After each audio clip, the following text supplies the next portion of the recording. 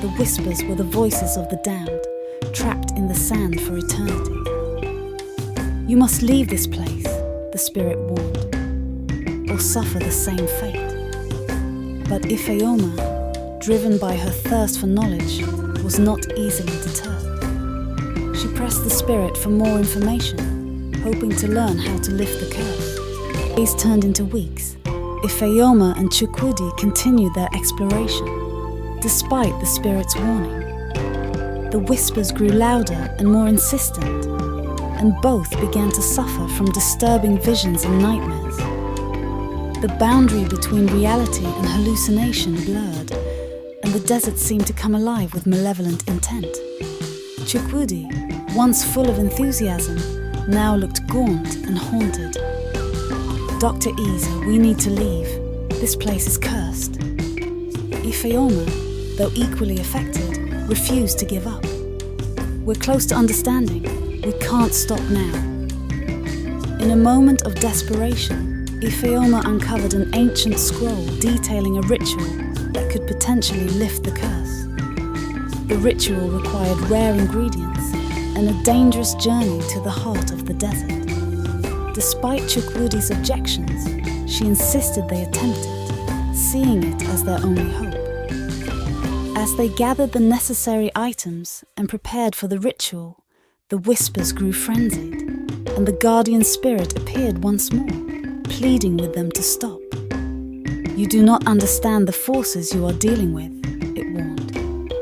On the night of the ritual, the desert was eerily still. Ifeoma and Chukwudi performed the ancient rites, their voices trembling with fear and anticipation. As they completed the final incantation, the ground shook, and the air was filled with a deafening roar.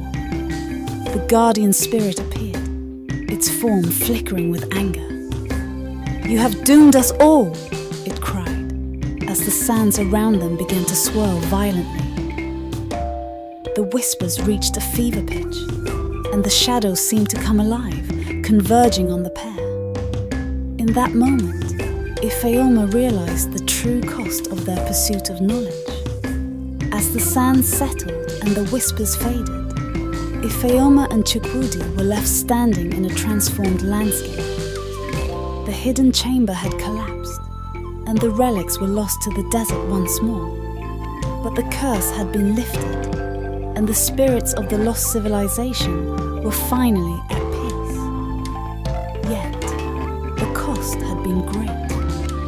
Chukwudi's mind was shattered, and Ifeoma was forever haunted by the knowledge of what she had unleashed.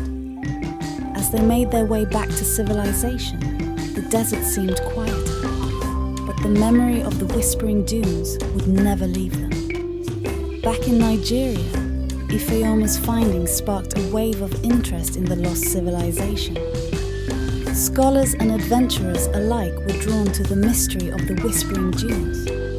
But Ifeoma, now wiser and more cautious, knew that some secrets were better left buried. As she prepared for her next expedition, she couldn't shake the feeling that the desert's whispers still called to her, promising new discoveries and new dangers. And so, with a mixture of excitement and trepidation, she set out once more, ready to face whatever lay ahead. News of Ifeoma's discovery spread rapidly, and soon she was approached by a wealthy patron, Chief Nnamdi, who offered to fund her next expedition. Chief Nnamdi was fascinated by the lost civilization and believed there was more to uncover in the Whispering Dunes. Ifeoma, driven by her insatiable curiosity and the allure of further discoveries, agreed to lead the expedition.